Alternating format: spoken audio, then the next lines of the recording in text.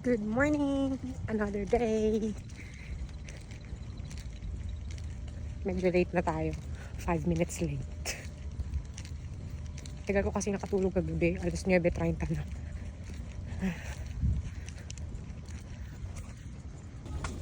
So, ayan. Magre-reheat na tayo ng ating lunch.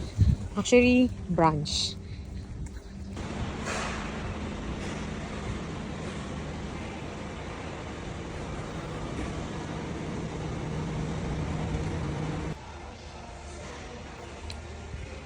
So, nawala yung kuryente. At ayan, pangalawang beses na to, no? Ulitin natin yung ating nirehit. So, ayan, meron pa tayo dito talong. Diba sabi ko 3 days tayong mag-vegetarian. May ano to, may binigay sa atin. Sabi beef raw yan. So, ayan, nawala na yung vegetarian natin. So, balik na tayo sa office. At dalhin na natin to kasi mainit. Let's go!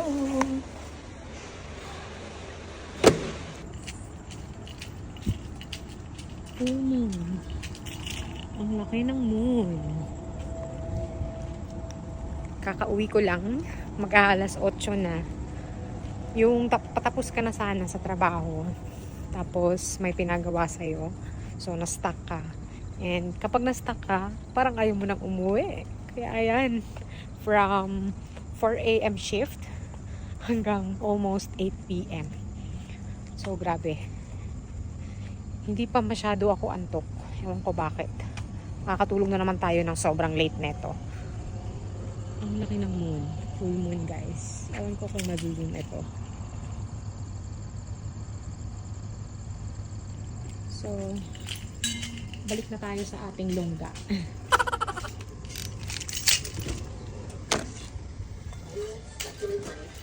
We're back sa ating room. So, PM shift si Habi, kaya wala siya. Uuwi yun ng mga alas 9:30. Dahil sobrang late na, hindi ko muna ibabasain yung buhok ko kasi wala na talaga akong time magpatuyo ng buhok. Dahil magpupunas lang ako, tapos hihiga na at matutulog na. So, yes, mag-8 p.m. na. Dapat matutulog na ako by 8:30. Kasi gigising na naman tayo ng 3:30 sa umaga. So, banat-banat tayo, mga amiga. Banat-banat. Banat-banat. Since nagka-cover ako ng morning shift sa office namin, sa admin, sa front office. So, yung trabaho ko sa likod, naiiwan ko. Sabi ko na wag na lang silang kumuha ng mga casual, tapos ako rin yung magte-train. So, bali triple yung trabaho ko. Magte-train ako, tutulungan ko pa yung front office, meron pa akong trabaho sa likod. Kaya sabi ko, ako na ang magtatrabaho sa front, wag nyo na akong bigyan na bagong staff na iti-train ko na naman, tapos hindi naman mag-i-stay dito sa camp. So, ayun, habang hindi sila nakahanap ng bagong full-time, ako na muna yung magka-cover. Meron kami bagong full-time kaso hindi tumagal. 1 week lang siya sa work. After ng isang swing. Actually, hindi siya umabot ng 14 days. Siguro mga 9 days lang. Tapos umuwi siya and pagbalik niya, pag uwi niya sa bahay nila, nag-send siya ng email na magre-resign siya. Time for me to get unready. Dahil matutulog na ako. So, see ya tomorrow. Good night. Bye. So, bago tayo matulog, gagawa muna ako ng fresh juice. Ayan, nakabili kami ng maliit na, juicer. So, meron na kami ditong portable juicer. So, yon, ang dami namin gulay. O, diba? Libre. Tapos, may prutas and cucumber. So, let's go. Gagawa tayo ng ating juice. Mag-healthy juice na muna tayo, mga amiga.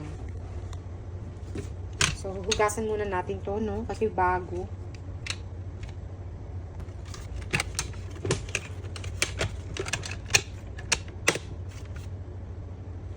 Ito na, mga amiga.